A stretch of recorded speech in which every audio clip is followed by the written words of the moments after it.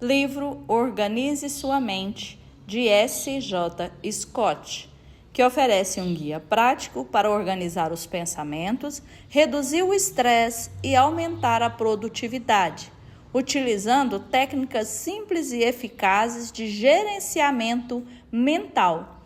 E hoje estaremos então fazendo um resumo detalhado dos principais conceitos abordados neste livro. Capítulo 1. Controle da sobrecarga mental. Scott inicia o livro abordando a questão da sobrecarga mental, que ocorre quando há um excesso de informações, responsabilidades e distrações. Ele explica que isso pode levar ao estresse, à ansiedade e dificulta a concentração.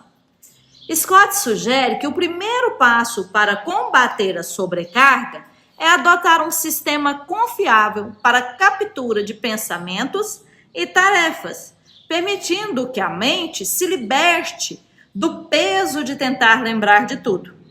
Exemplo: criar um diário de captura para anotar qualquer ideia, tarefa ou lembrete que venha à sua mente.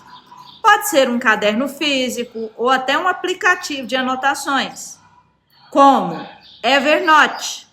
Isso permite organizar esses dados posteriormente, sem se preocupar em esquecer algo importante. Já no capítulo 2, Desenvolvimento de Rotinas, o autor destaca a importância de rotinas para criar hábitos automáticos, que simplifiquem a vida e reduzam o número de decisões diárias. Ele defende que ao estabelecer uma rotina, você gasta menos energia mental em atividades cotidianas, liberando espaço para as que realmente importam. Por exemplo, desenvolver uma rotina matinal que inclua ações como revisar a agenda, meditar por 5 minutos e definir as 3 principais tarefas do dia. Essa consistência ajuda a começar o dia com foco e com clareza. Já no capítulo 3, Gestão de Tempo com Foco em Prioridades, Scott explora a gestão de tempo como uma ferramenta essencial para a organização mental. Ele introduz técnicas de priorização para garantir que as tarefas mais importantes sejam realizadas primeiro. A técnica do ABCDE, classificar as tarefas de A a E, sendo as mais críticas A e E as menos relevantes. Isso ajuda a concentrar energia nas atividades de maior impacto. Já no 4º capítulo, a estratégia de produtividade. Aqui, o autor apresenta estratégia para manter um nível de produtividade sem sacrificar a qualidade. Ele fala de como eliminar as distrações, gerenciar energia para manter o ritmo ao longo do dia.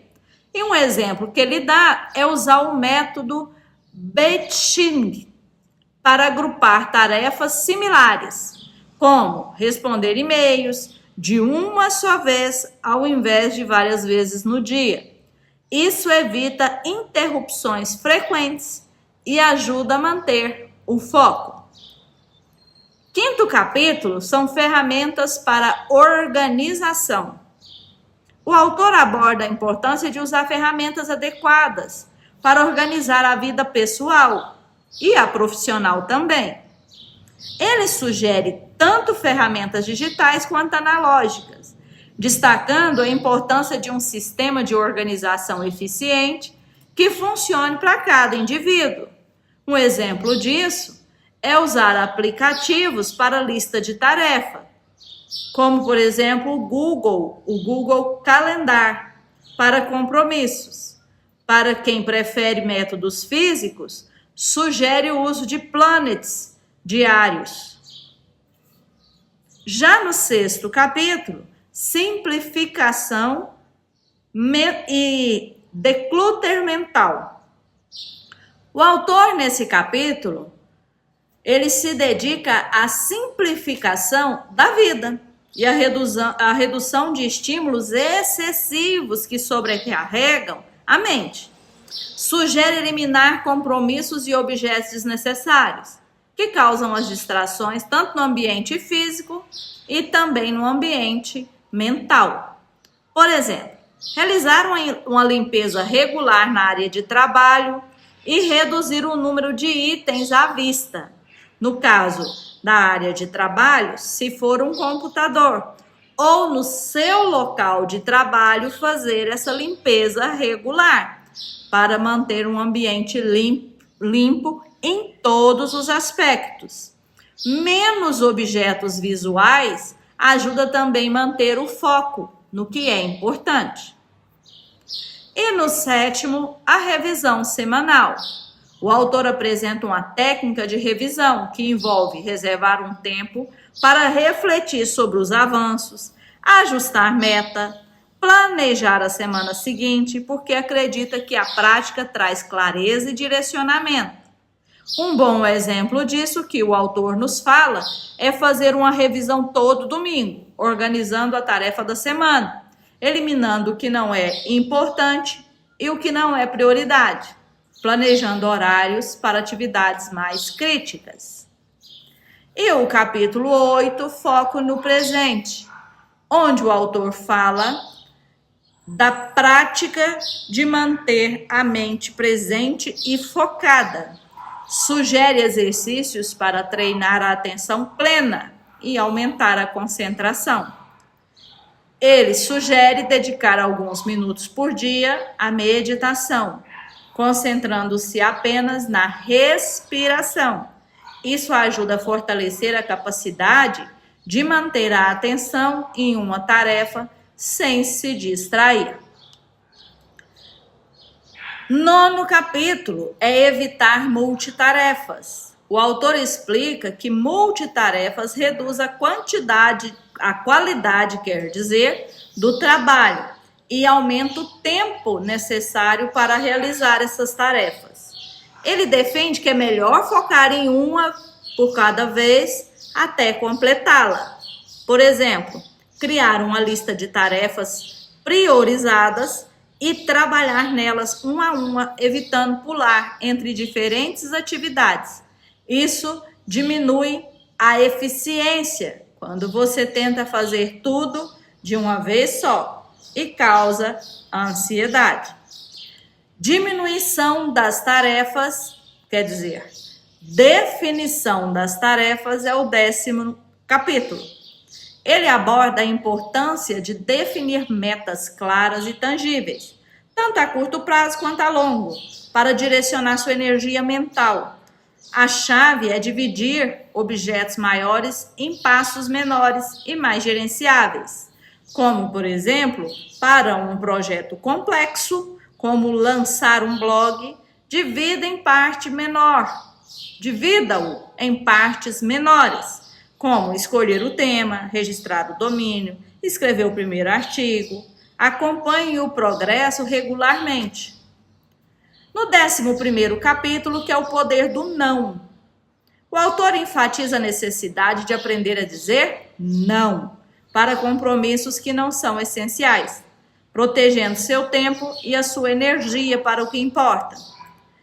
Antes de aceitar um novo projeto ou convite, por exemplo, pergunte se ele está alinhado com seus objetivos. Se não for prioridade, é válido declinar gentilmente. 12º capítulo é o sistema de armazenamento e recuperação de informações. Nesse capítulo, é dedicado a criar um sistema eficiente de organização para guardar as informações. Sugere método tanto digital quanto físico para categorizar e organizar seus dados importantes. Um bom exemplo disso é utilizar um sistema de arquivos digitais por categoria e subcategoria, no Google Drive, por exemplo, ou no Dropbox. Para arquivos físicos, criar pastas com etiquetas diferentes com os diferentes temas e projetos. No 13º capítulo, é para manter a motivação. O autor oferece conselho para manter a motivação em alta, destacando a importância de celebrar pequenas vitórias e criar um ambiente de trabalho favorável, com foco e com produtividade. Um exemplo disso é recompensar-se ao concluir uma tarefa difícil, manter um local de trabalho inspirador e bem organizado. Pequenas vitórias devem ser reconhecidas para manter o ânimo de todos. No 14º é o estabelecimento de limites. O autor fala da importância de criar limites claros para evitar a exaustão e manter o equilíbrio entre a vida pessoal e profissional. Definir limites ajuda a evitar a sobrecarga e mantém a saúde mental. Exemplo: estabelecer horário para encerrar o expediente e evitar o uso de dispositivo eletrônico, ou seja, o celular, fora desse horário para o trabalho.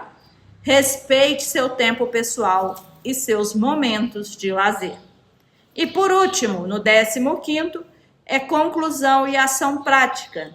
Ao final do livro, o autor reforça a importância de aplicar técnicas de forma consistente, adaptando conforme necessário para manter a organização e reduzir o estresse, porque ele acredita que a chave para uma mente organizada está na prática regular de estratégias, ajustando o sistema conforme as necessidades que mudam diariamente. Cada capítulo desse livro oferece estratégias práticas que ajudam a gerenciar a sobrecarga mental, organizando o ambiente e a mente para uma vida mais equilibrada e produtiva. Gostou do livro? Se gostou, curta, comente e compartilhe este resumo.